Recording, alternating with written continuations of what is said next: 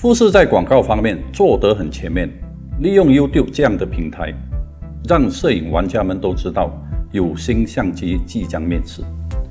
利用全世界有名的摄影师、YouTuber 参与新相机的宣传短片，这个效果很好，消费者都会来买单，一定要买富士相机。我就是被这些在 YouTube 上的宣传短片所吸引。相信这台富士的 X-T4 是一台目前市面上最好的 APS-C 的相机。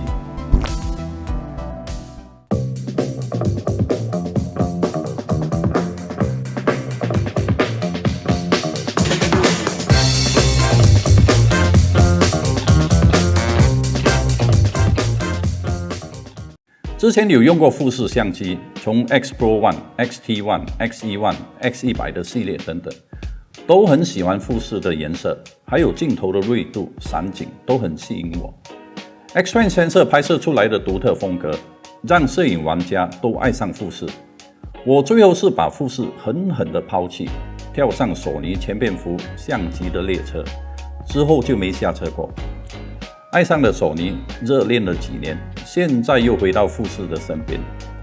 发觉 X-T4 里面的功能比起之前用过的都加了许多功能，让我觉得富士怎么变得那么复杂，把每一样的功能设定都做得很细，变成很难识破，必须要去了解它。还是索尼比较方便，设置都是直接到位，不需要太多的选项。不过这台 X-T4 的功能比起索尼同级的 A6400 或 A6600 要强好多。变成 X-T4 目录里面的设定就更加复杂了，这不是缺点，只是需要花一些时间去了解它。这次 X-T4 最大的规格提升就是加入了机身防震，全新的电池，续航力提高至少1倍以上，向外打开的翻转萤幕，方便 Vlogging Style 的拍摄，4K 60格、Full HD 240格的录影功能。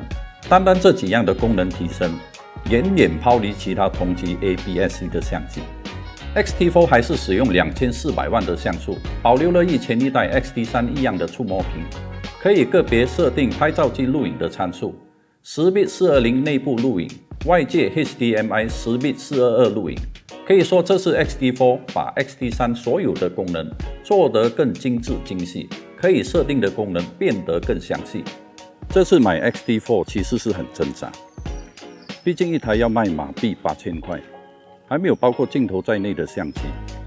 我是在二手市场先买一支富士 23mm f2 这支镜头来使用，然后向相机店借了一支富士的10到24mm的镜头，先测试看看到底我会不会回头再次去爱上富士的相机。买 X-T4 最大的目的就是要一台在录影功能上很强的相机。X-T4 好像是符合这个条件，可以拍摄10个 bit 4K 60格，最高可以录制400 Mbps 马力的视频。我觉得富士很有诚意，把目前最好的规格都放在这台 X-T4 相机里面。在同级的相机品牌群里，以同样的价格，除了 Panasonic 的 GH5， 就没有其他的相机有这样的规格了。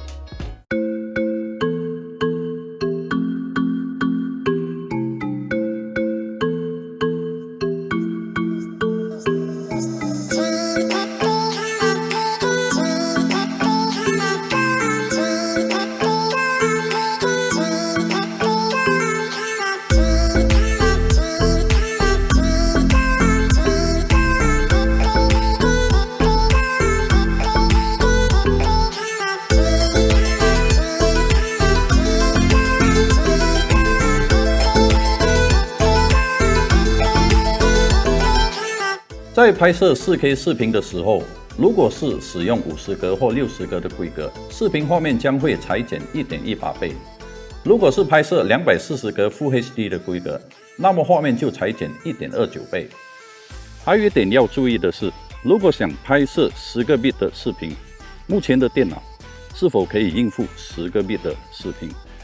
依照我的测试结果，电脑至少要 quad-core 的处理器，才能够应付10个 bit 的视频。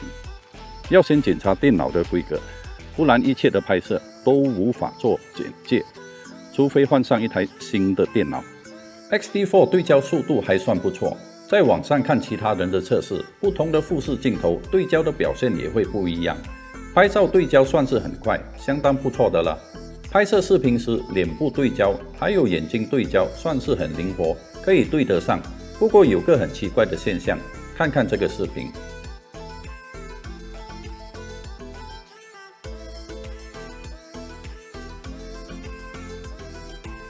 关于这个问题，我必须再查看相机的设定是否那里出错，还是富士的对焦系统会有这样的问题。如果你们有什么方法可以解决，请在以下留言分享。X-T4 这次最大的提升就是机身加入了防震，在使用比较长焦段的镜头，防震真的帮助很大，尤其是在手持拍摄视频，不再担心画面会抖动。虽然加入了防震，不过还是不能完全取代稳定器。在一边走动又同时拍摄视频，画面还是那么的不稳定，不像 Panasonic 或 Olympus 的防震那么的有效。如果开启全部的防震，机身、镜头还有电池防震，画面会裁减 1.1 倍。如果使用50格或60格，那么画面总共裁减了 1.29 倍。X-T4 总共有12个胶片模拟，新加入的就是 Classic Negative 即 Eternal Bliss Bypass。富士相机为何比起其他厂牌的相机那么的好玩，就是因为这些胶片的模拟。每一台富士的新相机面世一定会增加1-2个胶片模拟。Classic Negative 就好像胶片拍摄出来的照片，相信很多玩胶片的摄影师会特别喜欢。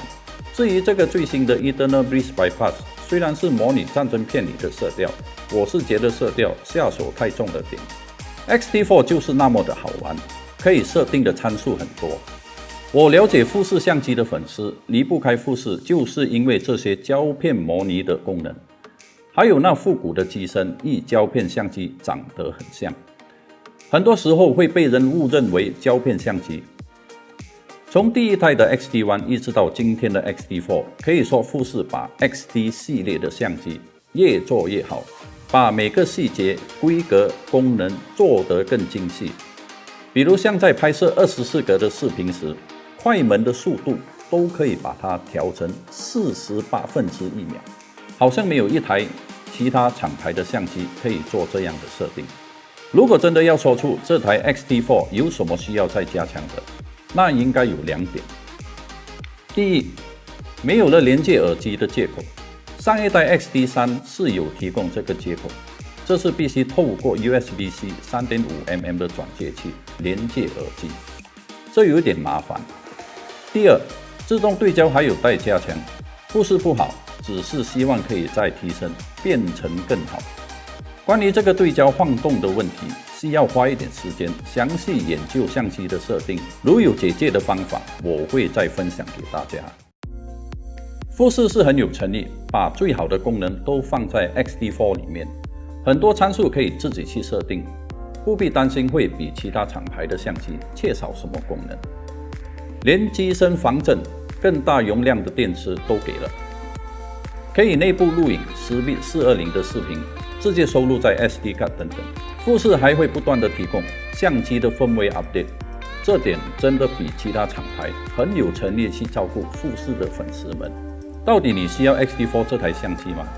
如果你用习惯富士相机，应该是值得升级买 X-T4 的。如果你要寻找一台高规格的视频相机，10个bit 4K 60格，又肯花8000块买机身，那么可以考虑这台 X-T4。如果你是需要一台相机来 vlogging， 又不需要10bit的规格，那可以考虑索尼 A6400、A6600 或全片幅的 A73， 不必花那么多钱买 X-T4。那如果你只是喜欢富士自处拍照的风格，而不需要很强的视频功能，那还有其他富士的相机可以做选择，价钱也便宜。SH1、XT3、X30、X100F、X100V 都是不错的富士相机。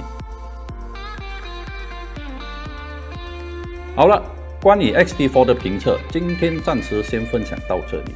我还会再与大家聊关于 X-T4 的事情，请大家多多支持 ，subscribe 我这个频道，你们的支持就是我的动力。你已经中毒，让我帮你解解毒。嘿嘿，我是色魔啦，摄影的摄，请按 Like 及 Subscribe。